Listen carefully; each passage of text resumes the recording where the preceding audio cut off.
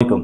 সংযুক্ত আরব আমিরাতে বসবাসরত আমার বাংলাদেশি ভাই বোনদের একটা নতুন ইনফরমেশন শেয়ার করে। আজকাল আমরা সিস্টেমে দেখতেছি যাদের আইএলও ইন্স্যুরেন্স পারচেস করেন নাই এবং আইএলও ইন্স্যুরেন্স নন রেজিস্টার্ড ফাইন সিস্টেমে 400 দিরহাম চলে আসছে, যার ফলে আপনার লেবার কার্ড সিস্টেমে এক্সপায়ারি দেখাইতেছে, প্লাস লেবার কার্ডেও 200 থেকে ধরেন 1000 দিরহাম পর্যন্ত ফাইন চলে আসছে।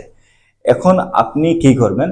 আপনি প্রথমে আইএলও ইন্স্যুরেন্স পারচেস করবেন, দেন আপনার আইএলও ইন্স্যুরেন্স নন রেজিস্টার্ড ফাইন 400 দিরহাম পে করবেন। তারপরে আপনি লেবার কার্ড এক্সপায়ারি যে ফাইন যেটা আছে ওটা পে করার জন্য ট্রাই করবেন, দেখবেন যে সিস্টেম থেকে ওটা অটোমেটিকলি চলে গেছে। আর ওখানে আরেকটা কথা আছে, যদি আপনার আইএলও নন রেজিস্টার্ড ফাইন 400 দিরহাম না থাকে আর আপনি ধরেন এই আপনার আইএলও ইন্স্যুরেন্স পারচেস করেন নাই, অথবা আপনার কন্ট্রাক্ট সাবমিশন করেন নাই, অথবা আপনার থাউজি ক্লাস করেন নাই, যার ফলে লেবার কার্ড এক্সপায়ারি ফাইন আসছে, ওটা কিন্তু ওয়েব হবে না।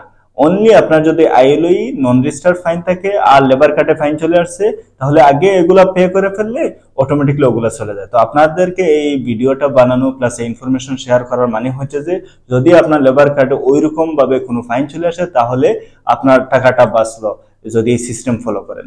Thank you.